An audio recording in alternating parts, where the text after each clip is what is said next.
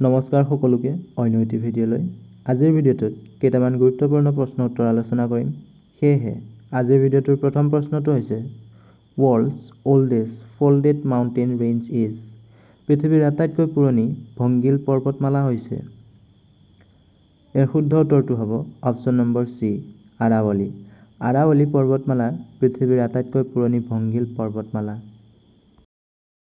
2 number প্ৰশ্নটো হৈছে which is a green planet in the solar system. সৌৰজগতৰ সেউজীয়া গ্ৰহ কোনটো?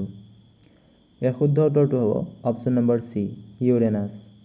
ইউৰেনাছ হৈছে সৌৰজগতৰ সেউজীয়া গ্ৰহটো আৰু মংগল গ্ৰহক ৰেড প্লেনেট বুলি কোৱা হয় আৰু পৃথিৱীক ব্লু প্লেনেট বুলি কোৱা হয়। 3 নম্বৰ প্ৰশ্নটো হৈছে national sports day is celebrate in honour of which sports person. কোনজন খেলুৱৈৰ সন্মানত ৰাষ্ট্ৰীয় ক্ৰীড়া দিৱস পালন কৰা হয়? ইয়াৰ শুদ্ধ উত্তৰটো হ'ব option number B, major Dhyan Chand Singh. Major Dhyan Chand সিঙৰ সন্মানত ৰাষ্ট্ৰীয় ক্ৰীড়া দিৱস পালন কৰা হয় আৰু ৰাষ্ট্ৰীয় ক্ৰীড়া দিৱস 29 আগষ্টত পালন কৰা হয় আৰু হকীৰ যাদুকৰ বুলি মেজৰ ধ্যানচান্দ সিঙক কোৱা হয়। 4 নম্বৰ প্ৰশ্নটো হৈছে which Gupta ruler is also' known as Kaviraj. কোন গুপ্ত শাসকক কবিৰাজ বুলি জনা যায়? ইয়াৰ শুদ্ধ উত্তৰটো হ'ব অপশ্যন নম্বৰ বি, সমুদ্ৰগুপ্ত। সমুদ্ৰগুপ্তক গুপ্ত শাসকৰ কবিৰাজ বুলি জনা যায় আৰু নেপোলিয়ন অফ ইণ্ডিয়া অৰ্থাৎ ভাৰতৰ নেপোলিয়ন বুলিও সমুদ্ৰগুপ্তক জনা যায়। 5 নম্বৰ প্ৰশ্নটো হৈছে where will the 38th national games 2024 be organised. 38তম ৰাষ্ট্ৰীয় ক্ৰীড়া 2024 ক'ত আয়োজন কৰা হ'ব? ইয়াৰ শুদ্ধ উত্তৰটো হ'ব অপশ্যন নম্বৰ চি, উত্তৰাখণ্ডত। 6 নম্বৰ প্ৰশ্নটো হৈছে which country will host 2026 Commonwealth games. কোনখন দেশে 2026 কমনৱেলথ গেমছ আয়োজন কৰিব? ইয়াৰ শুদ্ধ উত্তৰটো হ'ব অপশ্যন নম্বৰ এ, অষ্ট্ৰেলিয়া। অষ্ট্ৰেলিয়াৰ ভিক্টোৰিয়া ৰাজ্যত 2026 চনৰ কমনৱেলথ গেম আয়োজন কৰা হ'ব। 7 নম্বৰ প্ৰশ্নটো হৈছে the people of the Indus valley civilisation worship. সিন্ধু সভ্যতাৰ লোকসকলে কাক উপাসনা কৰিছিল? ইয়াৰ শুদ্ধ উত্তৰটো হ'ব option number D, Pashupati. Pashupati সিন্ধু সভ্যতাৰ লোকসকলে উপাসনা কৰিছিল। 8 নম্বৰ প্ৰশ্নটো হৈছে the World Cup is associate with which of the following sports. World Cup নিম্নলিখিত কোনটো ক্ৰীড়াৰ সৈতে সম্পৰ্কিত? ইয়াৰ শুদ্ধ উত্তৰটো হ'ব option number D, golf. Golf খেলৰ সৈতে সম্পৰ্কিত। 9 নম্বৰ প্ৰশ্নটো হৈছে doctor APJ Abdul Kalam famous Indian scientist autobiography is known as. প্ৰসিদ্ধ ভাৰতীয় বিজ্ঞানী ডক্টৰ এপিজে আব্দুল কালামৰ আত্মজীৱনীক কি নামেৰে জনা যায়? ইয়াৰ শুদ্ধ উত্তৰটো হ'ব option number B, wings of fire. প্ৰসিদ্ধ ভাৰতীয় বিজ্ঞানী ডক্টৰ এপিজে আব্দুল কালামৰ আত্মজীৱনীক উইংছ অফ ফায়াৰ নামেৰে জনা যায়। 10 নম্বৰ প্ৰশ্নটো হৈছে national voters day is celebrate on. ৰাষ্ট্ৰীয় ভোটাৰ দিৱস কেতিয়া পালন কৰা হয়? ইয়াৰ শুদ্ধ উত্তৰটো হ'ব অপশ্যন নম্বৰ বি, 25 জানুৱাৰী। 25 জানুৱাৰী 25 জানুৱাৰী তাৰিখে ৰাষ্ট্ৰীয় ভোটাৰ দিৱস পালন কৰা হয়। 11 নম্বৰ প্ৰশ্নটো হৈছে when is the duration off day and night equal in the world. পৃথিৱীত দিন আৰু ৰাতিৰ ম্যাদ কেতিয়া সমান হয়? ইয়াৰ শুদ্ধ উত্তৰটো হ'ব অপশ্যন নম্বৰ চি, 21 মাৰ্চ আৰু 23 ছেপ্টেম্বৰ। 21 মাৰ্চ আৰু 23 ছেপ্টেম্বৰত পৃথিৱীৰ দিন আৰু ৰাতিৰ ম্যাদ সমান হয়। 12 নম্বৰ প্ৰশ্নটো হৈছে after independence who became India's first deputy prime minister. স্বাধীনতাৰ পিছত ভাৰতৰ প্ৰথম উপ প্ৰধানমন্ত্ৰী কোন আছিল? ইয়াৰ শুদ্ধ উত্তৰটো হ'ব অপশ্যন নম্বৰ এ, চৰ্দাৰ বল্লভভাই পেটেল।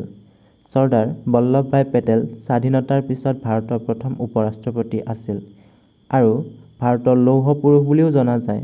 স্বাধীন ভাৰতৰ প্ৰথম গৃহমন্ত্ৰীও আছিল। 13 নম্বৰ প্ৰশ্নটো হৈছে who was the following founded the forward block party. নিম্নলিখিত কোনজনে ফৰৱাৰ্ড ব্লক পাৰ্টি প্ৰতিষ্ঠা কৰিছিল? ইয়াৰ শুদ্ধ উত্তৰটো হ'ব option number C, Subhash Chandra Bose. Subhash চন্দ্ৰ বসুৱে ফৰৱাৰ্ড ব্লক পাৰ্টিৰ প্ৰতিষ্ঠা কৰিছিল। 14 নম্বৰ প্ৰশ্নটো হৈছে who was the first election commissioner of India. ভাৰতৰ প্ৰথম নিৰ্বাচন আয়ুক্ত কোন আছিল? ইয়াৰ শুদ্ধ উত্তৰটো হ'ব অপশ্যন নম্বৰ চি সুকুমাৰ সেন। সুকুমাৰ সেন আছিল ভাৰতৰ প্ৰথম নিৰ্বাচন আয়ুক্তাজন। 15 নম্বৰ প্ৰশ্নটো হৈছে in which states of India is Jaintia tribe mainly found. ভাৰতৰ কোনখন ৰাজ্যত মুখ্যতঃ জয়ন্তীয়া জনজাতি পোৱা যায়? ইয়াৰ শুদ্ধ উত্তৰটো হ'ব অপশ্যন নম্বৰ এ মেঘালয়। ভাৰতৰ মেঘালয় ৰাজ্যত মুখ্যতঃ জয়ন্তীয়া জনজাতি পোৱা যায় আৰু মেঘালয়ৰ জনজাতিকেইটা হৈছে খাচী, গাৰো আৰু জয়ন্তীয়া। 16 নম্বৰ প্ৰশ্নটো হৈছে in which year the Assam province was separate from east India. কিমান খ্ৰীষ্টাব্দত পূৰ্ব ভাৰতৰ পৰা অসম প্ৰদেশখন বিচ্ছিন্ন কৰা হৈছিল? ইয়াৰ শুদ্ধ উত্তৰটো হ'ব অপশ্যন নম্বৰ এ 1874 চনত।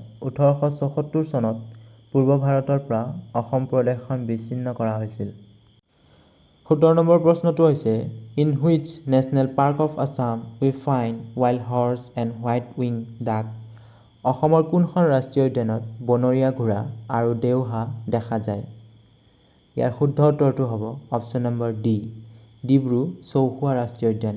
ডিব্ৰু-চৌখোৱা ৰাষ্ট্ৰীয় উদ্যানত বনৰীয়া ঘোঁৰা আৰু দেওহাঁহ দেখা যায়। 18 নম্বৰ প্ৰশ্নটো হৈছে হুইচ ৰিভাৰ ফ্লো নিয়াৰ ওৰাং নেশ্যনেল পাৰ্ক। ওৰাং ৰাষ্ট্ৰীয় উদ্যানৰ ওচৰত কোনখন নদী বৈ গৈছে? ইয়াৰ শুদ্ধ উত্তৰটো হ'ব option number B Dhansiri. Orang ৰাষ্ট্ৰীয় উদ্যানৰ ওচৰত ধনশিৰি নদী বৈ গৈছে। 19 নম্বৰ প্ৰশ্নটো হৈছে the first recipient of the Assam valley literary award. Assam উপত্যকা সাহিত্য বঁটা লাভ কৰা প্ৰথম কোন আছিল? ইয়াৰ শুদ্ধ উত্তৰটো হ'ব option number C Bhabendranath Saikia. Bhabendranath Saikia আছিল অসম উপত্যকা সাহিত্য বঁটা লাভ কৰা প্ৰথমজন ব্যক্তি।